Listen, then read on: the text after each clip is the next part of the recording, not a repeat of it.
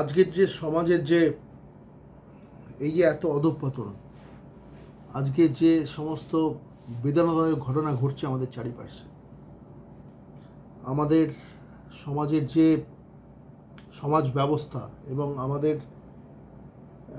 মানুষ হিসেবে আমাদের যে মান মর্যাদা যে এত নিচে নেমে যাচ্ছে, তার মানে সেটা যদি আমরা রিয়েলাইজ করি বা যদি আমাদের সেই বিবেকবোধটা থাকে, আমরা যদি বিবেকবোধটাকে জাগ্রত করি, তাহলে বুঝতে পারবো যে আমরা কিন্তু খুব খারাপ পরিস্থিতির মধ্যে আমরা আছি। আজকে সমাজে যে সমস্ত বেদনাদায়ক ঘটনা ঘটছে, এর জন্য দায়ী কিন্তু যে অপরাধ করছে সে তো বটেই, যে অপরাধ সংগঠিত করছে সে তো অবশ্যই দায়ী, কিন্তু সে যে সার্কামস্ট্যান্সে দাঁড়িয়ে যে অপরাধ করার মতো সার্কামস্ট্যান্সের পরিস্থিতি তৈরি হচ্ছে, একটা অপরাধী কিন্তু কখনো মায়ের পেট থেকে একটা অপরাধী হয়ে জন্মায় না। আমরা সবাই সেটাই জানি, এটা অনেক পুরনো বাংলা একটা প্রবাদ। কিন্তু সে যখন ধীরে ধীরে বড় হয়ে ওঠে, ন্যাচারালি যদি যখন বড় হয়ে উঠবে, তার শিক্ষার গত যোগ্যতা বা তার যে তাকে যেভাবে মানুষ করাবে, তাকে যে ছাঁচে ফেলা হবে, যে ধাঁচে তাকে মানে তৈরি করা হবে, যে সমাজের মধ্যে তাকে রাখা হবে, তাকে বড় করে তোলা হবে, সেই সমস্ত পারিপার্শ্বিক পরিস্থিতির ওপর কিন্তু সেই মানুষটা নির্ভর করে সে ভবিষ্যতে গিয়ে একটা মানুষ হবে না একটা ক্রিমিনাল তৈরি হবে। আজকে ডেফিনেটলি আমি যে তোমাদের সামনে এত কথা বলছি, এই যে বলছি, আমি যে নিজে পুরোপুরি ঠিক মানুষ সেটা নয়, আমারও অনেক ভুল আছে। কিন্তু কেন জানি না কোথায় আমরা যারা আমাদের যেটা মেন বক্তব্য হচ্ছে, আজকে সমাজটা যে এত অধঃপতনের দিকে যাচ্ছে, আজকে সমাজটা যে এত অধঃপতনের দিকে যে যাচ্ছে, এই অধঃপতনের দিকে যাওয়ার মূল যে কারণ, এই অধঃপতনের দিকে যাওয়ার মূল যে কারণ আমি মনে করি, আমাদের মধ্যে, মানুষের মধ্যে, এখনকার সমাজের মানুষের মধ্যে, ইয়াং জেনারেশনের মধ্যে বা আমাদের জেনারেশনের বাবা মাদের মধ্যে আমাদের যে বিবেকবোধ, আমরা সেটাকে কিন্তু সজাগ রাখছি না। আমরা ভুলে যাচ্ছি যে আমরা আমাদের বাচ্চাদের ফার্স্টে মানুষ করতে গেলে কী করতে হবে। আমরা এখন ভাবি আমাদের ইয়াং জেনারেশনের বাবা মা, বিশেষ করে যারা অর্ধশিক্ষিত বা একটু কম শিক্ষিত মা বাবারা, বিশেষ করে কিছু মায়েরা, আমি দেখি তো চোখের সামনে অনেক, কারণ আমি স্কুলে কাজ করি একটা, অনেক মায়েদের দেখি তারা নিজেদের বাচ্চাকে একটু মডার্ন করার জন্য বা তাদের মেয়ের বাচ্চাকে আপগ্রেড করার জন্য, এক্সট্রা কারিকুলার অ্যাক্টিভিটিসে বেশিভাবে দেওয়ার জন্য, তারা যেভাবে তাদের ছেলে মেয়েদেরকে অন্ধকার জগতের মধ্যে ঠেলে দিচ্ছে, আমি মনে করি সেটাতে কিন্তু তারা ভবিষ্যতে ভীষণভাবে পস্তাতে চলেছে। আজকে সমাজ কিন্তু সেই জায়গায় দাঁড়িয়েছে, এবং এই অধঃপতনের কারণের মূল হচ্ছে আমাদের এই সমাজ ব্যবস্থা। ঠিক আছে, আমরা আমাদের মূল্যবোধটাকে জাগিয়ে রাখছি না। আমরা বাচ্চাদের সঙ্গে, বাচ্চাদের মধ্যে, আমাদের মধ্যে, বড়দের মধ্যে যে পলিটিক্সটা, সেটা একটা বাচ্চার মধ্যে ঢুকিয়ে দিচ্ছি। এইখান থেকে ক্রাইম করার একটা সিচুয়েশন তৈরি হতে থাকে। বাচ্চাদের মধ্যে কম্পিটিশন মানসিকতা এমন তৈরি করছে, সে অন্য বাচ্চাকে ঘেন্না করছে, অন্য বাচ্চাকে দেখতে পাচ্ছে না। আমরা সেই পরিবেশটা তৈরি করছি। আমরা একটা বাচ্চার সামনে আরেকটা বাচ্চার সমালোচনা করছি, আমরা একটা বাচ্চার সামনে একটা টিচারের সমালোচনা করছি। যারা আমাদের সমাজ ব্যবস্থা গড়ে তোলার মূল কাণ্ডারি, যারা মানে মূল যেটা যারা একটা স্ট্রাকচার যারা তৈরি করে, আমরা একটা বাচ্চার সামনে তার স্কুলের বদনাম করছি, আমরা একটা বাচ্চার সামনে তাদের গুরুজন যারা আছে তাদের বদনাম করছি, তো আমার বাচ্চাটা কি শিখবে? এটা এই ধরনের প্রবলেম আজকে ঘরে ঘরে আছে। আমাদের বাড়িতেও প্রবলেম, আমাদের সংসারেও, আমাদের বাড়িতেও নিশ্চয়ই এই প্রবলেম আছে। অনেক বেদনাদায়ক পরিস্থিতি, এবং যে সমস্ত আজকে ক্রিমিনালিজম যে অ্যাক্টগুলো ঘটছে চারিদিকে আমাদের সমাজের চারিপাশে, এর উত্তরে আমি বলবো আমাদের যে মূল্যবোধ, ভেতরে যে মূল্যবোধ বা আমাদের ভেতরে যে বিবেক, যে কনসায়েন্স, মানে দ্য ফিলিং অফ গুড আর bad, feeling of difference between good and bad, that is called conscience, and that is called in Bengali is what is বিবেক। আমাদের বিবেকবোধকে আমরা জাগ্রত সবসময় করে রাখছি না। ঠিক আছে, আমরা কি করছি এখনকার সমাজে, আমরা সবসময় পারপাসফুলি চলছি, আমাদের পারপাসটাকে দেখছি। পারপাসফুলি চলছি মানে আমরা একটা মানুষের সাথে মিশছি উইথ পারপাস, আমরা একটা মানুষের সাথে কথা বলছি উইথ পারপাস। আমরা খুব সচরাচর কাউকে ফোন করে উইদাউট পারপাস জিজ্ঞেস করি না, খুব এখনকার দিনে যেটা দেখা যায়, বিশেষ করে এটা মানে প্রফেশনাল সার্কেল বলুন, প্রফেশনাল সার্কেল তো বটেই, প্রফেশনাল সার্কেলে বিশেষ করে যারা কলিগস আছে বা বন্ধুবান্ধব আছে, বা বন্ধুদের সার্কেলেও এটা আছে। আমরা আপনি কেমন আছেন বা আপনি কীরকম আছেন, তুমি কেমন আছো, তোমার শরীর কেমন আছে, এটা বলার পরে হয়তো ফোন করা হলো বা কিছু জিজ্ঞেস করা হলো, অনেকদিন যোগাযোগ নেই, হঠাৎ হঠাৎ করে আপনাকে কেউ ফোন করলো, করে জিজ্ঞেস করছে যে আপনি কেমন আছেন বা তুমি কেমন আছো, বা কোনো বন্ধুবান্ধব স্থানীয় কোনো ব্যক্তি বা মহিলা আপনাকে ফোন করলো, করে জিজ্ঞেস করলো আপনি কেমন আছেন। তখন কিছুক্ষণ ওটা বলার পরে তারপরে সে নিজের দরকারি একটা কথা বলে দিল।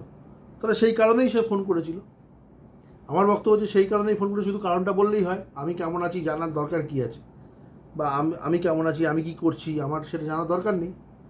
পারপাসটা বলে তো, এই পারপাস যখন কোনো মানুষ উইদাউট পারপাস কোনো মানুষের জন্য চিন্তা করবে, তখন কিন্তু বোঝা যাবে সেইখানে তার বিবেকবোধটা অনেক সজাগ সেই মানুষের। যে মানুষটা কোনো মানুষের থেকে কিছু আশা না করে, কোনো মানুষের থেকে সে কিছু পাবে না, কিন্তু ও কোনো মানুষ সেই মানুষটা তোর জন্য চিন্তা করছে, তার ভালো মন্দ সে কীভাবে আছে, তার ভেতরে কষ্টটা কী বোঝার চেষ্টা করছে, তার সে কী পরিস্থিতির মধ্যে দিয়ে যাচ্ছে একটু তার কথাগুলো শুনি, সে একটু তার কষ্টটা আমাকে শেয়ার করুক, হয়তো তার কষ্ট তাতে কমবে। এই ধরনের মানুষ কিন্তু আজকের দিনে পাওয়া খুব tough. Totally commercialised sector, commercialised everything. এমনকি আমাদের যে সমাজ ব্যবস্থা, আমাদের বাঙালি সমাজের যে সর্বশ্রেষ্ঠ উৎসব দুর্গাপুজো, এই দুর্গাপুজোটাও এখন তোলাবাজের পুজো হয়ে গেছে। এই দুর্গাপুজোটাও টোটালি একটা ইভেন্ট ম্যানেজমেন্ট হয়ে গেছে। সমস্ত বড় বড় পুজো কমিটিগুলো এখন ইভেন্ট ম্যানেজমেন্ট করে।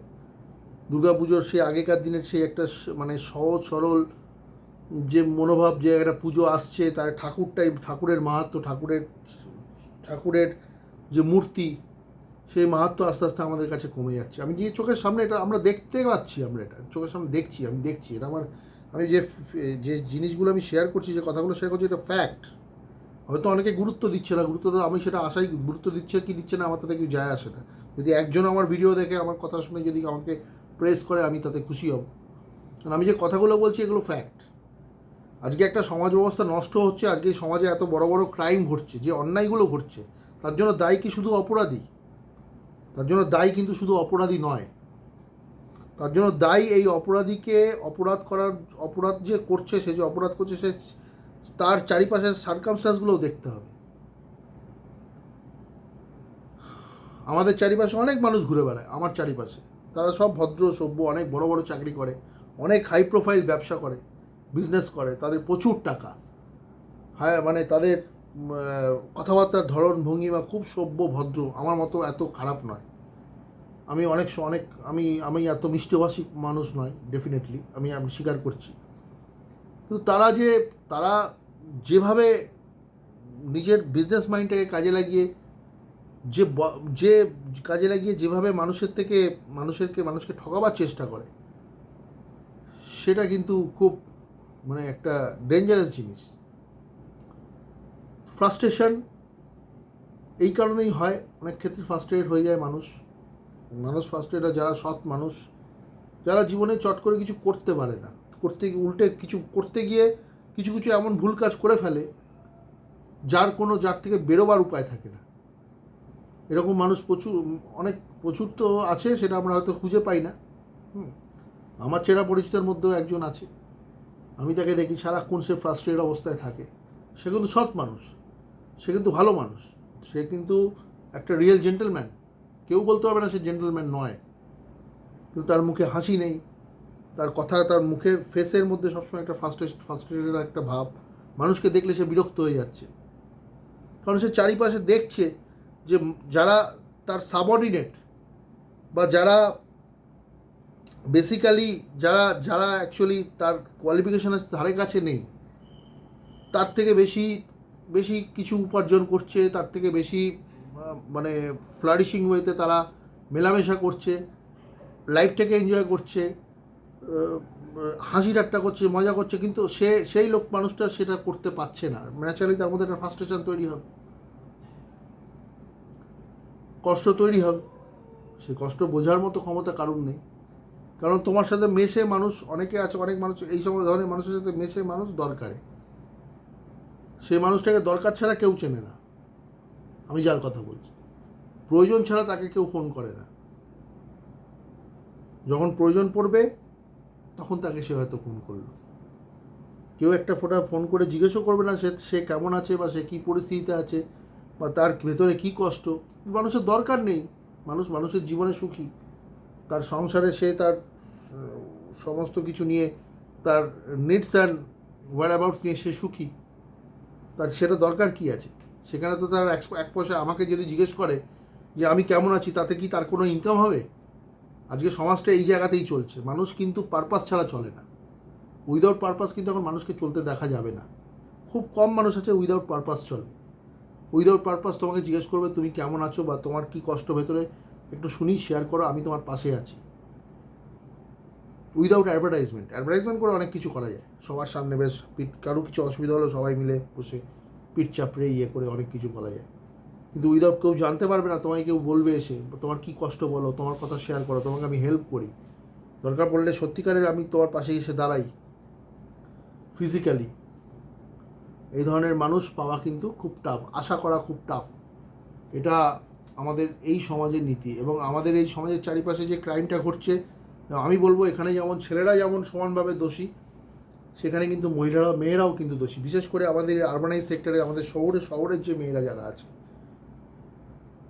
তারা একটু অত্যাধিক বেশি স্মার্ট হতে গিয়ে এমন একটা জায়গায় পর্যায়ে নিজেদেরকে নামিয়ে নিচ্ছে যাতে তাদের মান, ইজ্জত, লাজ, লজ্জা কিন্তু কিছুই তারা রাখতে পারছে না। এটা কিন্তু খুব দুর্ভাগ্যজনক ঘটনা আমাদের সমাজের জন্য। এবং ছেলেদের কথা তো বললামই না, তাদের তো এখনকার ছেলে মেয়েদের তো চরিত্রটাই বোঝা খুব মুশকিল। চরিত্রটা কী সেটাই বোঝাই খুব মুশকিল। তারা তো চিন্তা শক্তিটাই নেই, তারা চিন্তা করার শক্তিটাই তো ফেসবুক আর হোয়াটসঅ্যাপ কেড়েছে। যদি আমিও কিন্তু অ্যাডিক্টেড ফোনে, কিন্তু আমার মধ্যে আমি আমার বিবেকটাকে সজাগ রেখেছি। আমি জানি কোন জায়গাটা গিয়ে আমায় থামতে হবে, কোন জায়গাটা থেকে আমাকে বিরত থাকতে হবে, কোন জায়গাটা অবধি আমি যেতে পারবো, কোন জায়গাটা গিয়ে আমাকে আমার চাহিদাটাকে শেষ করতে হবে। এই জায়গাটা, এই বিবেকবোধটা বজায় রাখতে হবে। এটা এখনও পর্যন্ত গর্বের সাথে বলতে পারি আমার মধ্যে আছে।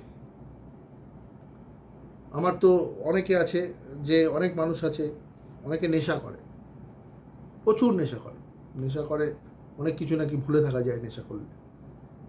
তো সেটা ভুলে থাকা যায়, সেটা যেমন ঠিক নেশা করলে, কিন্তু নেশা করাটা কি খুব ভালো জিনিস?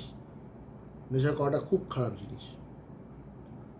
যে কোনো হার্ট অ্যাটাক, যে কোনো শরীরের যে কোনো সমস্যা, এই ধরনের ড্রিঙ্কস অ্যাডিক্টেড মানুষদের ক্ষেত্রে কিন্তু মারাত্মক জিনিস। যখন তখন যা খুশি হতে পারে। সবথেকে বড় চ্যালেঞ্জ হচ্ছে যত কষ্টই থাক জীবনে, যত কষ্টই মানুষের মধ্যে, শরীরের মধ্যে থাক, মনের মধ্যে থাক, নিজেকে যদি ঠিক রাখা যায়, নিজেকে যদি ঠিক পথে রাখা যায়, না আমি যে জায়গাটায় দাঁড়িয়ে আছি, আমি যে যা করছি, আমি একটু ভেবেচিন্তে কাজ করি, আমি কারোর সাথে খারাপ ব্যবহার করব না, আমি কারোর সাথে অন্যায় করব না, কিন্তু চোখের সামনে কাউকে অন্যায়, আরও প্রতি অন্যায় হতে দেখলে তার প্রতি সহানুভূতি জ্ঞাপন করব। যদি তাকে হেল্প করতে না পারি, অন্তত তার কোনো দিন ক্ষতি করব না, তার সম্বন্ধে আমি আরও কিছু এক্সট্রা কিছু কাউকে বলবো না, এবং বিবেকহীনভাবে ঘুরবো না, নিজের বিবেকটাকে সজাগ রাখবো। আমি যেখান থেকে কিছু পাচ্ছি না, যেখান থেকে আমার কিছু পাওয়ার নেই, যেখান থেকে আমার কিছু চাওয়ার নেই, সেই মানুষটার প্রতি আমার একদম কোনো সহানুভূতি থাকবে না, তাকে দিয়ে আমি কথা বলবো না, তার সঙ্গে আমি মিশবো না, সেই ধরনের মেন্টালিটি কিন্তু খুব খারাপ জিনিস।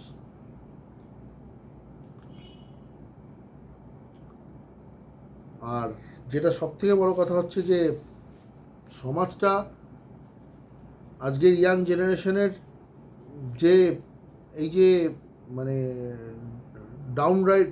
ডাউনওয়ার্ডস যে একটা মূল্যবোধে যে ডাউনওয়ার্ডস, মানে মানুষ হিসেবে তাদের যে তাদের যে মূল্যবোধটা তারা হারিয়ে ফেলছে।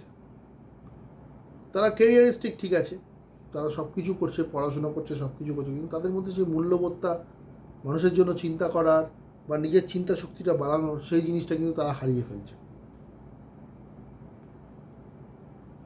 ঠিক আছে, এই জন্য আমাদের সমাজটা কিন্তু টোটালি সব কিছুতেই কমার্শিয়ালাইজড হয়ে যাচ্ছে ভীষণভাবে।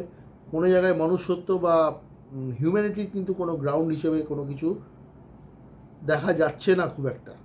ভবিষ্যতে কি হবে আমরা কিন্তু কেউ জানি না। ভবিষ্যৎ টোটালটাই একদম not safe and secure, 100% not safe and secure.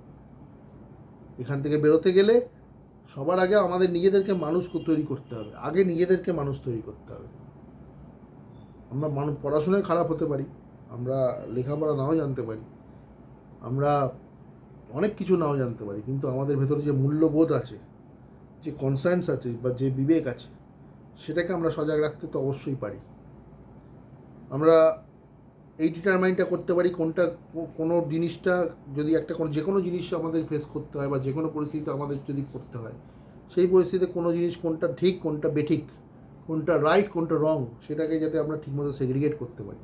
এটা অনলি পসিবল হচ্ছে তোমার যদি বিবেকবোধটা ঠিক থাকে, তোমার ভেতরে যদি বিবেকবোধটা কাজ করে, তুমি তোমার কনসায়েন্সটাকে তুমি যদি ক্লিয়ার রাখো, মানে একদম পরিষ্কার রাখো, নিজের চিন্তা শক্তিটা তুমি যদি বাড়াও, সেক্ষেত্রে কিন্তু মানুষ সত্যিকারের মানুষ হিসেবে এই সমাজে ঘোরাফেরা করতে পারবে এবং তাতে অনেক অন্য মানুষের উপকারও হবে।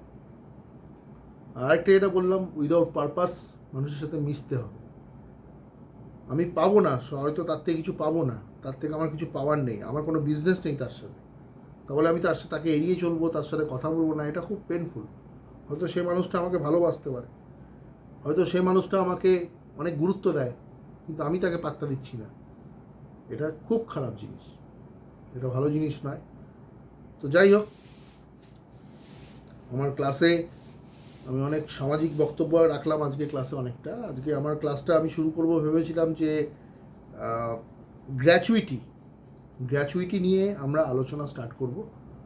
গ্র্যাচুইটি কাকে বলে, গ্র্যাচুইটির এলিজিবিলিটি ক্রাইটেরিয়া কী, গ্র্যাচুইটির যে ফর্মুলা, গ্র্যাচুইটি ক্যালকুলেশনের যে ফর্মুলা সেটা কী, এই সমস্ত বিষয় নিয়ে আমরা কিন্তু আলোচনা শুরু করব।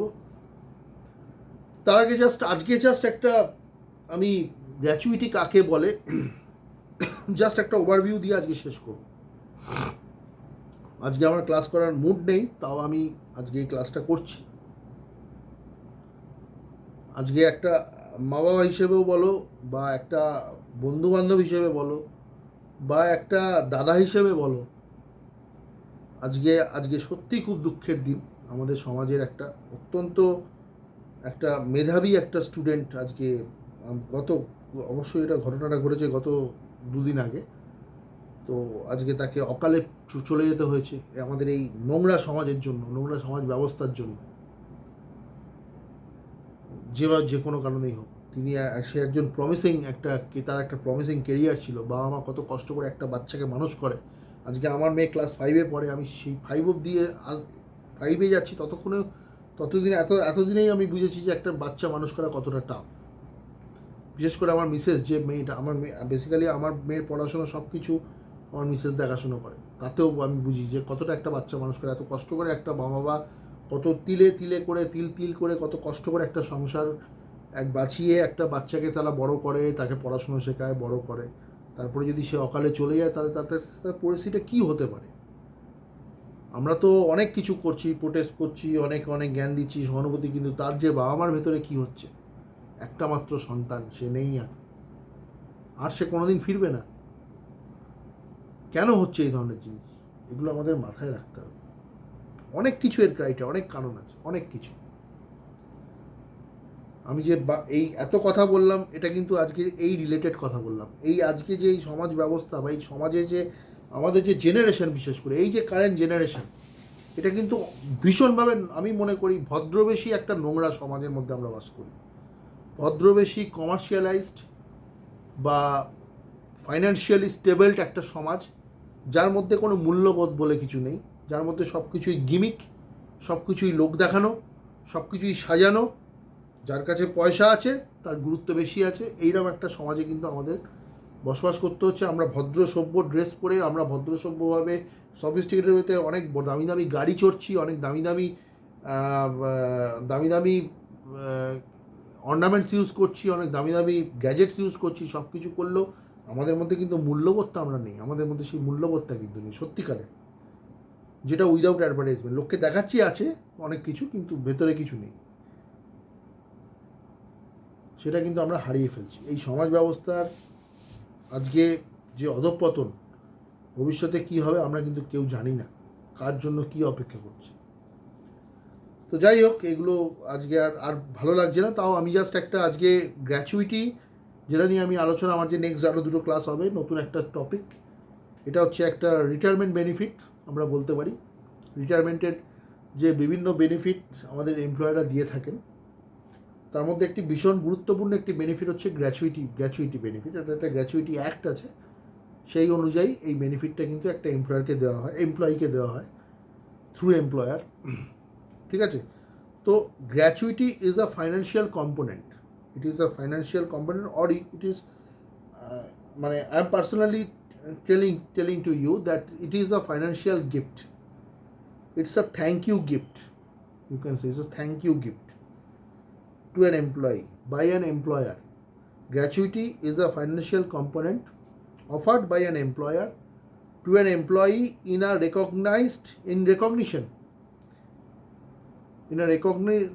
recognition or for his or her gratitude towards the service, মানে in recognition of his or her service rendered to an organization. Gratuity is a financial component by an employer to an employee in recognition of his or her service rendered to an organization. ঠিক আছে? But the gratuity is paid only to the employees who have completed 5 or more years with the company. যদি 5 বছরের বেশি service হয়, 5 বছর বা 5 বছরের বেশি যদি সার্ভিস হয়, তবে গিয়ে কিন্তু তুমি গ্র্যাচুইটির জন্য এলিজিবল হবে। আদারওয়াইজ কিন্তু গ্র্যাচুইটির জন্য সে এলিজিবল হবে না। তবে এখন যে সমস্ত গ্র্যাচুইটি স্কিমগুলো আসছে নতুন, বা এটা এলআইসির সাথে যে গ্র্যাচুইটি যে স্কিমগুলো আছে, সেক্ষেত্রে কিন্তু গ্র্যাচুইটিতে যদি তোমার নাম ঢোকানো থাকে, সেটা যদি নতুন এমপ্লয়ি হয়, তার যদি বাই চান্স সে যদি মারা যায়, সে কিন্তু ডেথ বেনিফিটটা কিন্তু অনেক পুরোটাই পাবে এবং তার অনেক বেনিফিট পাওয়া যাবে।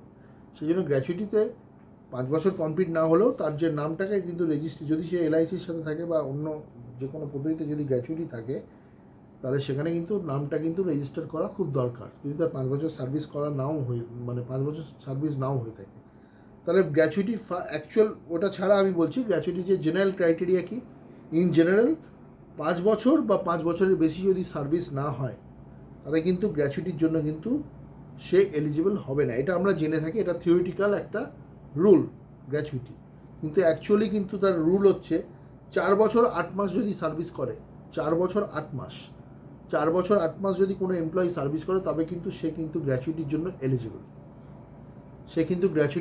এলিজিবল। এটা একজন এলআইসির একজন অফিসার ভদ্রলোকের থেকে আমি এইটা কিন্তু জেনেছি। আমরা জানি 5 বছর, কিন্তু basically as per gratuity act, মানে অ্যাজ পার অ্যাকচুয়াল গ্র্যাচুইটির যেটা যদি কোর অ্যাসপেক্টে আমরা ঢুকি, সেক্ষেত্রে কিন্তু 4 বছর 8 মাস হচ্ছে একটা basic age of service. After that we can get he or she can get that benefits of gratuity. তাহলে আমি জিনিসটা বলে দিই যে গ্র্যাচুইটি তাহলে কাকে বলে। Gratuity is a financial component offer by an employer to an employee in recognition of his or her service rendered to a particular organization. But the gratuity is paid only to the employee who have completed 5 or more years of service with the company. ঠিক আছে? তো এইটুকু বলে আজকে আমি আমার এই ভিডিওটা, আজকে এই একটা বেদনাদায়ক একটা ফিলিংস আমি তোমাদের সাথে শেয়ার করলাম। আজকে আমার ক্লাস করার একদমই মুড নেই। আমি নেক্সট দিন কিন্তু এই গ্র্যাচুইটি নিয়ে ক্লাসটা একদম মানে একদম ব্র্যান্ড নিউ ওয়েতে আমি স্টার্ট করবো তোমাদের জন্য।